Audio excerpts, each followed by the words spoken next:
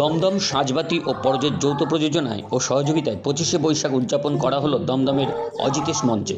অনুষ্ঠানের সূচনায় শ্রীমতী অপলা বসুর অসাধারণ নিবেদনে এক অনাস্বাদিত অনুভূতির সৃষ্টি হয়। এরপর বিশিষ্ট সঙ্গীত শিল্পী অলোক রায় চৌধুরী, শুভপ্রসাদ নন্দী মজুমদার, স্বরূপ পাল, অনন্যব্রত দাস, রচয়িতা রায়, জয়ন্তী সরেন এবং বাচিক শিল্পী সুকুমার ঘোষ, সাধনা রায় কবির প্রতি শ্রদ্ধা জ্ঞাপন করেন তাদের অসাধারণ মনজ্ঞ নিবেদনে। দমদম সাঁঝবাতির শিল্পীরাও এক এক পরিবেশনায় যত্নশীল ছিলেন। মনোগ্রাহী সম্মেলক সঙ্গীত পরিবেশন করে দমদম সাঁঝবাতি, রবিচেতন, 28 আড্ডা ও তৎসর, মহুয়া সুর শুভেন্দু তালুকদার, ভীষ্মপ্রভ সিংহ, সাগরময় ঘোষ এর পরিবেশনা অনবদ্য সিনথেসাইজারে স্বনামধন্য পুলক সরকার, অতুলনীয় ভাবনায় ছিলেন রতন বন্দ্যোপাধ্যায় ও মলবিন্দু ঘটক এবং এজরাজে অংশুমান ব্যানার্জি, সঞ্চালনায় বিশ্বনাথ রাহা এবং ঋতুপর্ণা চক্রবর্তী। তার কিছু অংশ দেখাচ্ছি বিশ্ব বাংলা টিভি।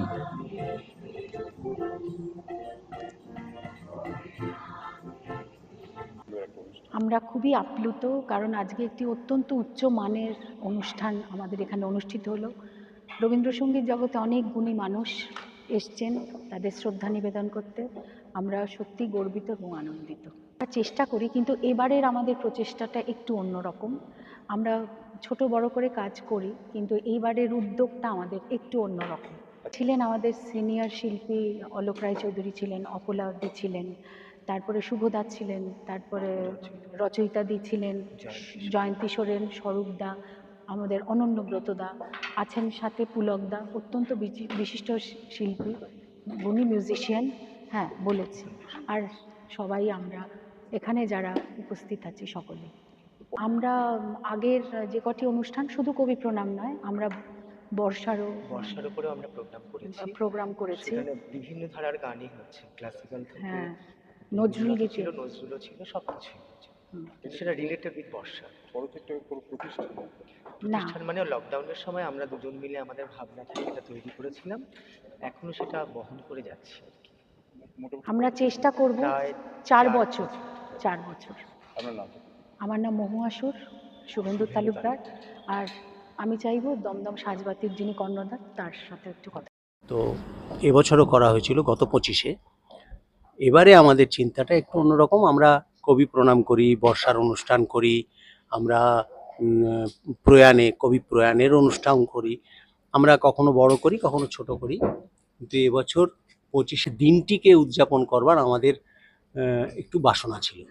এই জন্যে আমাদের ভাই এবং শুভেন্দু এবং মহুয়া, ওদের সৃষ্ট যে সংগঠন পরজ, আমরা যৌথভাবে ওরা প্রস্তাব দিল এবং আমরাও খুব আগ্রহী ছিলাম। এই যে একটা অনুষ্ঠান করলাম, 25শে বৈশাখের দিনটা আমাদের কাছে একটা পূজার দিন, একটা পবিত্র দিন। এই দিনটাকে উদযাপন করতে পেরে আমরা খুব খুশি।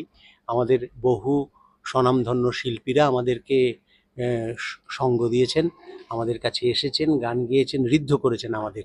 এর জন্য আমরা আন্তরিক কৃতজ্ঞতা জানাই প্রত্যেককে।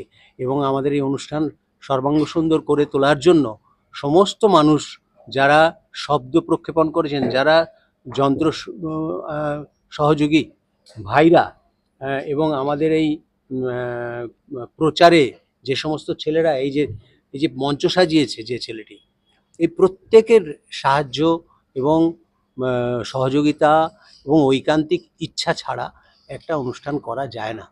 এই জন্য আমরা প্রত্যেকের কাছে আন্তরিক কৃতজ্ঞতা জানাই। 2012 সাল থেকে দমদম সাঁঝবাতি রবীন্দ্র চর্চা কেন্দ্র রবীন্দ্রনাথের গান, রবীন্দ্রনাথের কবিতা, রবীন্দ্রনাথের চিন্তা, রবীন্দ্রনাথের দর্শন আমাদের মননে, আমাদের চিন্তনে নেওয়ার চেষ্টা করেছে। এবং এই প্রচেষ্টা শুধু নিজেরা না, এটা সমাজে প্রসারিত করবার জন্য। এই রবীন্দ্র চিন্তা যাতে সামাজিক মূল্যবোধ, সামাজিক নৈতিকতা, তার অবক্ষয়ের বিরুদ্ধে রবীন্দ্রনাথ যে কলম ধরেছেন, রবীন্দ্রনাথকে সমাজকে প্রসারিত করবার জন্য, সমাজকে শিক্ষিত করবার জন্য, সমাজে যে অন্ধকারময় পরিস্থিতিকে ঘুচিয়ে তোলবার জন্য যে আলো ছড়িয়ে দিয়েছেন তার লেখনীর মাধ্যমে, আমরা সেই আলোকবর্তিকাকে হাতে নিয়ে তোলবার চেষ্টা করেছি। এবং আমাদের এই চলার পথে আমরা রবীন্দ্রনাথকে গ্রহণ করেছি, নিজেদের জীবন দর্শনকে নিজেদের জীবন চর্চার সঙ্গে মেলানোর চেষ্টা করেছি। আপন হতে বাহির হয়ে বাইরে দ্বারা বুকের মাঝে বিশ্বলোকের পাবি সারা। রবীন্দ্রনাথের এই দর্শন আমরা সেটা ছড়িয়ে দিতে চাইছি। দেশ ছাড়িয়ে আন্তর্জাতিক সীমানায় রবীন্দ্রনাথ, বিশ্বকবি রবীন্দ্রনাথ তার সেই ভাবনাকে সমাজে প্রসারিত করবার লক্ষ্যেই দমদম সাজবাতি রবীন্দ্র চর্চা কেন্দ্র তার প্রয়াস, তার প্রচেষ্টা তারা চালিয়ে যাচ্ছে।